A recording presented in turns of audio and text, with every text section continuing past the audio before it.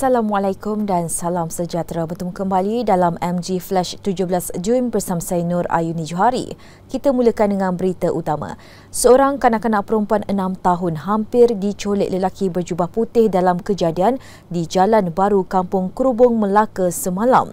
Ketua Polis Daerah Melaka Tengah, SCP Christopher Patik berkata, bapa mangsa mendakwa anaknya hampir dicolek ketika pulang dari mengaji sekitar jam 6 petang. Beliau berkata ketika kejadian, dua anak perempuan lelaki berkenaan bersama saudara mereka sedang dalam perjalanan pulang dari mengaji di Jalan Kampung Kerubung. Kemudian mangsa dikatakan telah ditegur seorang lelaki menaiki sebuah kereta jenis Proton Persona berwarna silver sebelum merentap tangannya masuk ke dalam kenderaan. Bagaimanapun tindakan itu berjaya dihalang kakak mangsa dan sepupunya sebelum suspek melarikan diri. Menurut bapa mangsa, ketiga-tiga kanak-kanak itu lari menyelamatkan diri ke rumah ibu saudaranya tidak jauh dari situ. Hasil siasatan lanjut, mangsa memberitahu telah dipelawa menaiki kereta suspek yang memakai kopiah dan berjubah warna putih. Tambah Christopher, bapa mangsa yang bekerja kilang, memaklumkan terdapat orang awam berselisih dengan kenderaan suspek dan melihat nombor pendaftaran kenderaan terbabit. Katanya hasil semakan pada dua jenis nombor yang dilihat saksi mendapati ia adalah palsu dan tidak sama dengan jenis kenderaan digunakan suspek. Berdasarkan Jabatan Pengangkutan Jalan JPJ, melalui sistem, dua jenis nombor pendaftaran kenderaan yang dicam saksi mendapati ia berdaftar atas kenderaan jenis Nissan Safiro berwarna biru dan motosikal jenis Honda. Saksi juga mengesahkan Proton Persona berwarna silver yang dinaiki suspek bercat hitam di bahagian pintu pemandu. Sehubungan itu, polis meminta kerjasama orang ramai yang menyaksikan kejadian itu atau mempunyai rakaman jenayah berkenaan diminta tampil ke Balai Polis Berhampiran bagi membantu siasatan.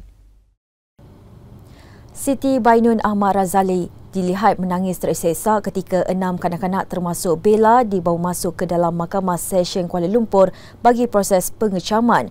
Pengasas rumah bonda itu dipercayai menangis kerana rindu sudah lama tidak bertemu remaja OKU berkenaan. Kali terakhir Siti Bainun bertemu Bella adalah pada Julai tahun lalu.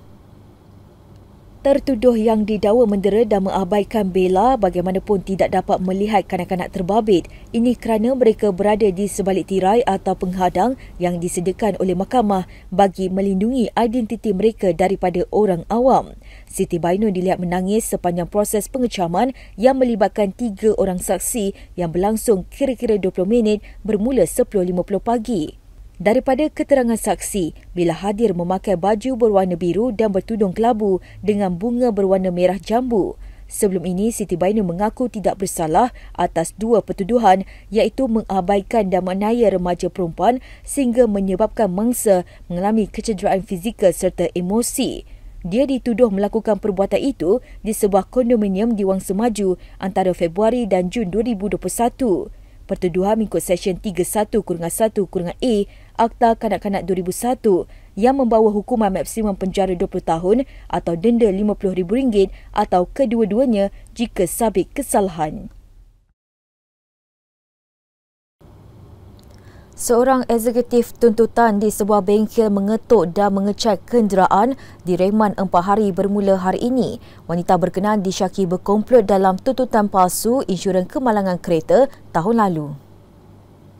Perintah reman terhadap wanita itu dikeluarkan Majistret Sabrina Bakar Alliance Bahari selepas permohonan dilakukan Suruhanjaya Pecahan Rasuah Malaysia SPRM di Mahkamah Majistret Shah Alam.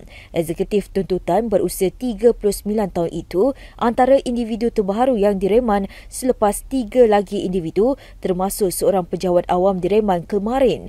Menurut sumber, wanita berkenaan telah ditahan pada pukul 10.18 malam tadi selepas hadir memberikan keterangan di Pejabat SPRM Selangor. Difahamkan wanita itu telah mengemukakan dokumen tuntutan yang mengandungi butiran palsu berkaitan tuntutan insurans kemalangan kenderaan jenis Prado Alza. Tuntutan itu adalah atas kereta seorang penama dipercayai seorang wanita sedangkan tiada tuntutan dilakukan penama itu. Perbuatan itu dikatakan dilakukan pada Mac tahun lalu bersama 3 individu lain yang telah direman. Bagaimanapun, siasatan lanjut berhubung dalang di sebalik komplot tuntutan palsu berkenaan masih dijalankan. Tambah sumber, seorang daripada 3 suspek yang sebelum ini direman telah pun dilepaskan dengan jaminan SPRM selepas tempoh remannya tamat semalam. Sementara itu, pengarah SPRM Selangor, Dato' Alias Salim mengesahkan penahanan itu dan kes disiasat mengikut Seksyen 18 Akta SPRM 2009. 2 wanita antara 6 individu diberkas disyaki terlibat dalam kes samun 2 lelaki warga asing menerusi serbuan berasingan di sekitar Sungai Besi awal pagi semalam. Ketua Polis Ceras ACP Muhammad Isham Jaafar berkata, suspek pertama merupakan lelaki warga tempatan telah ditahan polis pada pukul 10 pagi semalam. Ujar beliau, hasil soal siasat terhadap suspek pertama membawa kepada penahanan 3 lelaki serta 2 wanita warga tempatan berusia lingkungan 23 hingga 43 tahun bersama pelbagai alatan dan barangan kes dipercayai hasil kegiatan samun. Antara barangan yang dirampas adalah 8 buah telefon bimbit, 2 parang, 5 komputer riba dan senjata menyerupai pistol. Dalam pada itu, polis turut menemui serta merampas ketulan mampat disyaki dadah jenis ganja seberat 32.4 gram serta pil eramin 5 0.7 gram. Siasatan lanjut sedang dijalankan dan kes disiasat di bawah Seksyen 395 Kanun Kesesaan.